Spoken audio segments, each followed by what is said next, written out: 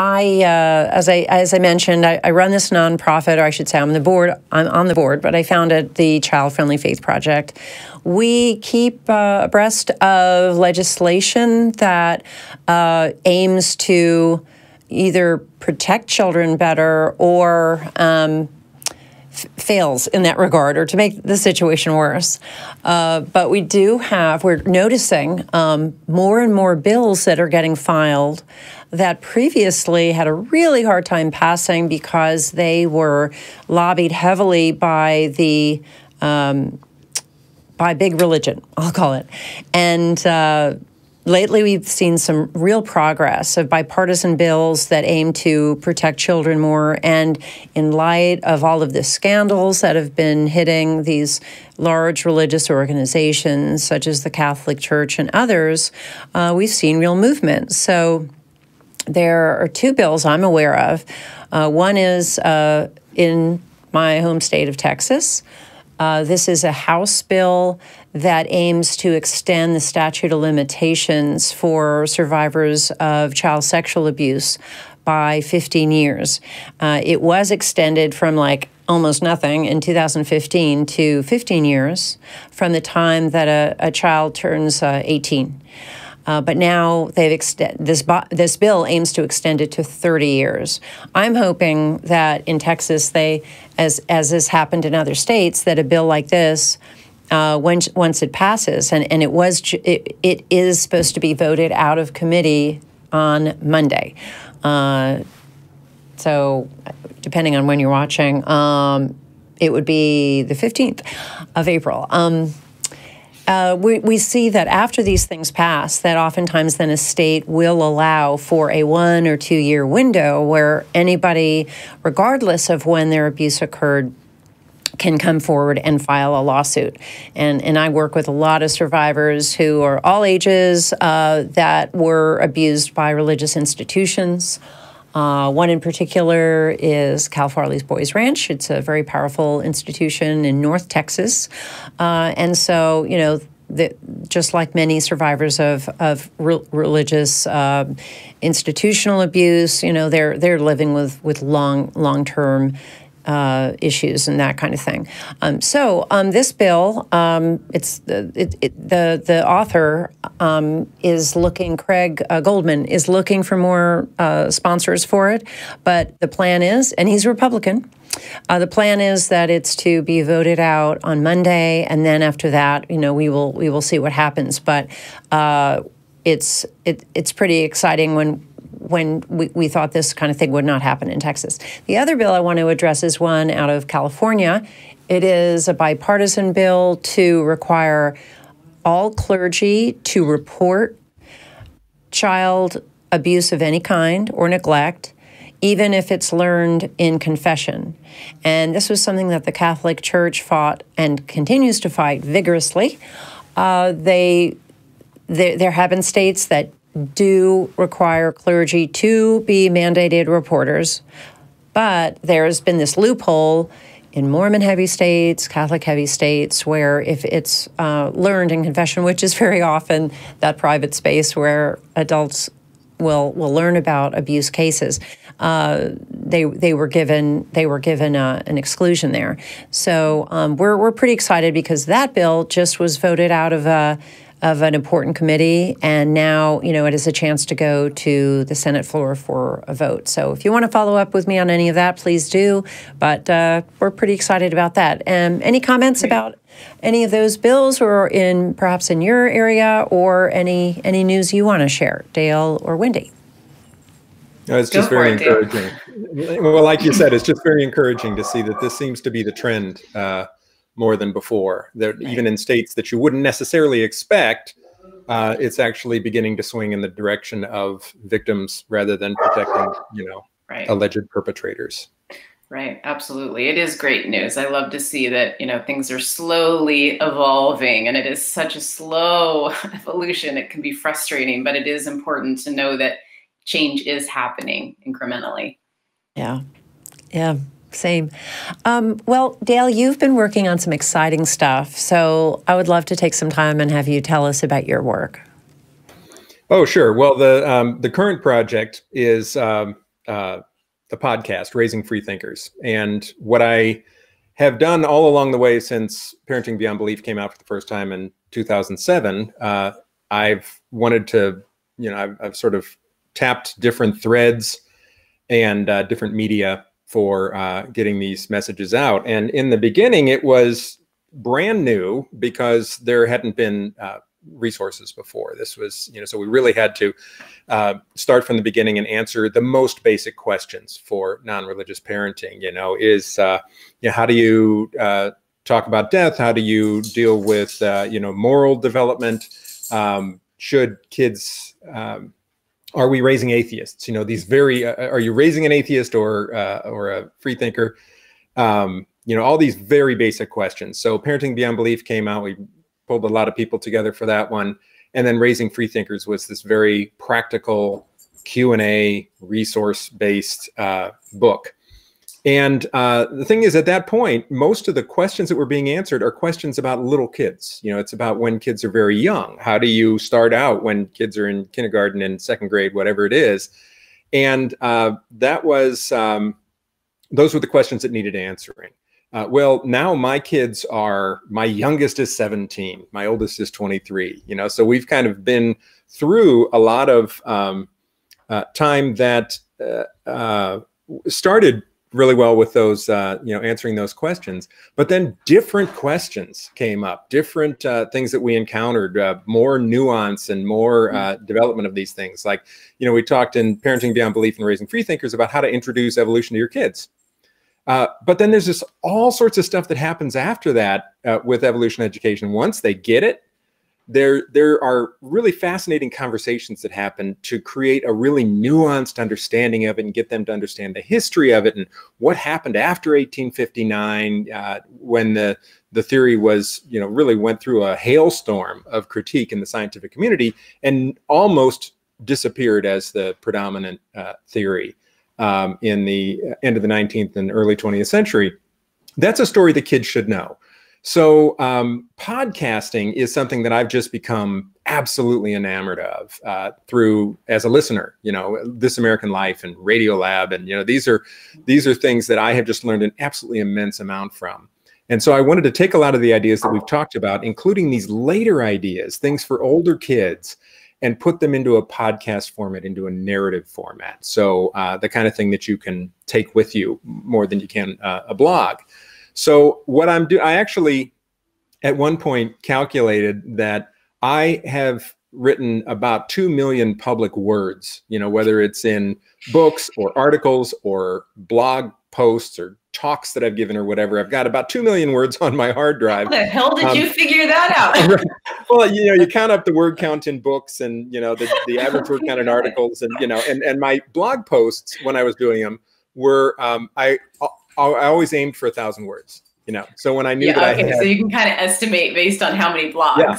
Exactly. Okay, so right. 700 posts, there's 700,000 words. So it's just, it's an estimate. But I thought, man, and a lot of those words, only a few people ever heard, or read. It was a blog post that, that I wrote 9 or 10 years ago or something like that. Yeah. But the ideas are good. Yeah. So for the, for the podcast, I wanted to take a lot of these ideas and knit them together and put them into these narrative, sort of stories, and create short podcast episodes with music and, kind of more of a This American Life type presentation. Yeah. And I have just absolutely loved doing it and updating them, bringing new information and new research into it. So that's what it is. It's the name of it is Raising Free Thinkers. And I'm on episode 16, I think, that I'm, so it's only been going for a few months. But it's really gotten a good response. That's and I just think it's, it's my flow state. Putting podcasts together has now turned out to be something that I just completely lose myself in. So that's the current main project. And that's awesome. They are wonderful podcasts. Thanks. I just want to tell everybody that, first of all, they're so well written. I don't know if they're all written out ahead of time or not, because you do have a very just relaxed way of speaking, but it is so they're so informative and bring it really down to a personal level that everyone can relate to as a parent. And the stories that you tell are so meaningful. One of my favorites is the Myth Makers episode. Yeah, thanks. And I just loved how you talked about myth, how we introduce myths into our children's lives, but then you talk specifically about how your daughter, after hearing so many myths being read to at bedtime, then she wrote her own, and that you read it on in the podcast, and it was a wonderful myth that she wrote. But then you showed how that was drawn from the different myths that she had learned, and it just was a delightful episode. And some other ones I've heard, I just think are so wonderful, and they're fairly short, like around 15 minutes, right? Yeah, 15 minutes.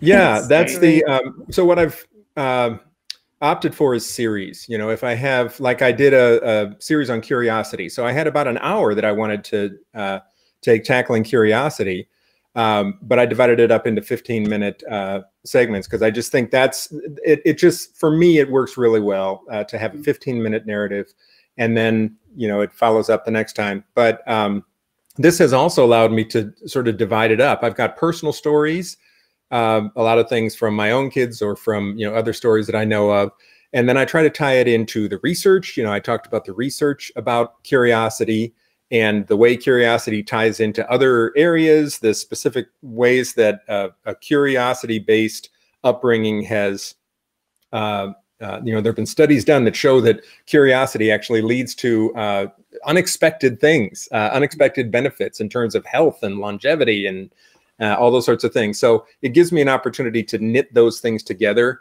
but to do it in these relatively short bites, 15 minutes each. Yeah, perfect length. Wendy, for your book, I'm really interested to know who, I know that there are going to be many parents that buy it, and I have for so long been looking for some kind of Bible, if you will, on child development, because I feel like a lot of these religious cultures, if they just learned about child development, they would make such better decisions for their kids. So I find this approach that you have so valuable. How are you getting the word out? And are there any, I guess, larger organizations that have expressed an interest in adopting it for any use in terms of teaching parents in their groups? Well, it's a good question. So what I think that I've come to the conclusion, I think of the book as it's for everyone. But the truth is that it's really going to appeal to people who are not satisfied with the tools that they have, because it's kind of like religion, really.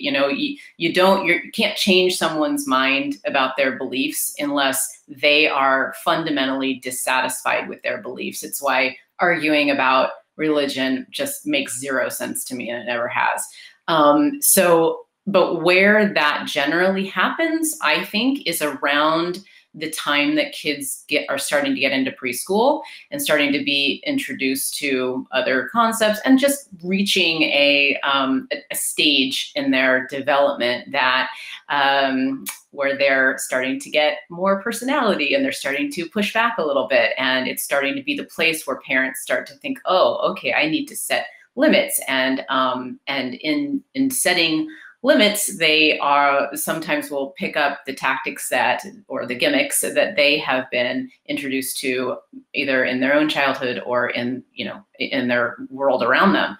And they might just feel like there's got to be more to it than that. I think that is really the core market for this book. I think that even though it is never too late to change your style, these tools are amazing if your kid is 14 and you've been, raising them a certain way all that time. If you change, it's kind of like smoking. The minute you stop smoking, your lungs begin to heal. It's the same thing. The minute you change your parenting style, your relationship begins to heal. Your child's self-esteem begins to come up.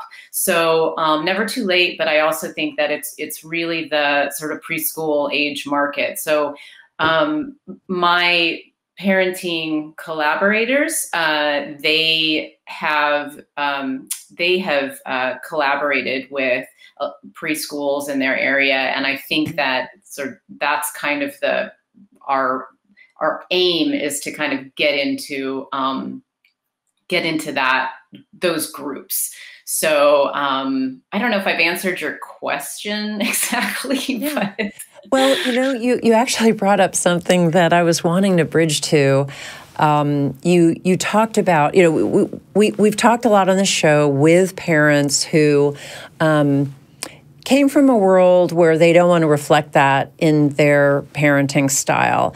There are, though, many parents out there who were still part of their old culture and have regrets about what choices they made for their kids because they made that transition after their kids already were born. They could have been little, they could have been already out of the house. And so in the few minutes we have, I just wanted to update folks on some work that I'm doing that is really brand new to me, but it's something I've wanted to do for a long time. When I wrote Breaking Their Will, of course, the focus was so much on the child's experience. But I do also talk about how some of these problems come about. And very often it's because parents are made into what cult experts call middle managers.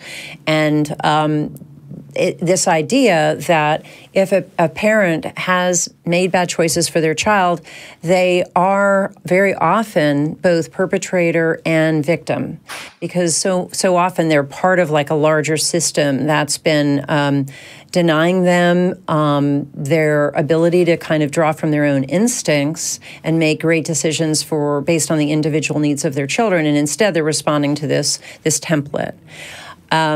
So what I've been doing as of late is working with parents who had their child, say, in some kind of harmful environment, made the choice to put them in that harmful environment, or the parents themselves were adopting unhealthy practices based on the influences that they oftentimes grew up with. And this has been, I think, a huge need for support of this community. Parents, for example, who had kids in private faith-based schools, places like Dallas, big cities where you would think the education, which was, very top level, very, very excellent, you would think that the child protection methods put in place would be equally excellent, and that just has not been the case. So if a child was harmed in that environment, the schools reacted very poorly and failing to support the family. So I'm working with parents who have been in that situation. There's been a father who, for his 14-year-old son, committed suicide because Mormon children were bullying him so mercilessly, and there was kind of no place for him to go due to the homophobic culture of that religious organization, and just the list goes on.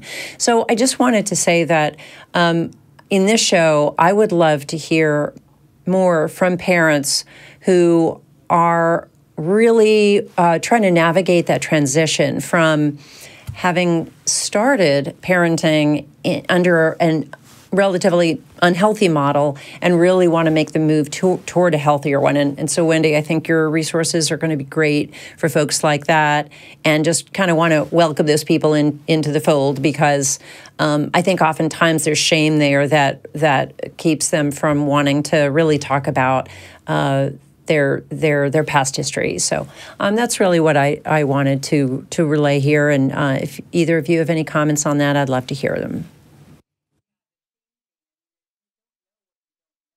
So until you know it. So there's, none of us is born with this knowledge. So yeah, I think that there's that point where you don't know what you don't know, and then you know what you don't know, and then you know what you know. Like you know what I'm saying? Like there's this gradual evolution, but we have to make a lot of space for self-forgiveness and just knowing that no one's perfect. And my book is not about being a perfect parent. I mean, it's not. It's about understanding what works and why it works and why kids are behaving that way, so that it's almost like knowing how you're messing up and when you're messing up, so that you can go, oh yeah, okay, I did that wrong. And then you can go back and actually repair, you know, whatever it is that's wrong. Because I've identified it. I do stuff that's wrong all the time, and I go, oh yeah, no, I'm not. That wasn't right. And just that awareness is really a sign of growth, and it shouldn't be, oh no, I'm such a terrible person. I mean, try to not let yourself go down that tunnel. It really is a sign of growth, a sign of making things better for your whole family. Dale, I'd love to hear your thoughts too. Well, I just don't have anything different to add. I just think this is such an important message. You know, it really, including this idea of, you know, I struggled for years as a parent with the idea that I wasn't getting it right. And I often wasn't. But it stuck with me in a way that I think was unhelpful. You know, it's a very complicated job. Yeah. And the thing that also makes it difficult is that each child needs something different. Each one has a different temperament and different predisposition. And so when you think you've learned how to parent from the first one, then the second one comes along. So that idea of relaxing, you know, a little bit about parenting, and you know, allowing yourself to you know, accept the fact that you're going to make mistakes. That just starts to change the relationship. It changes the nature of the task. It's going to get a better result. So yeah. It's a good message.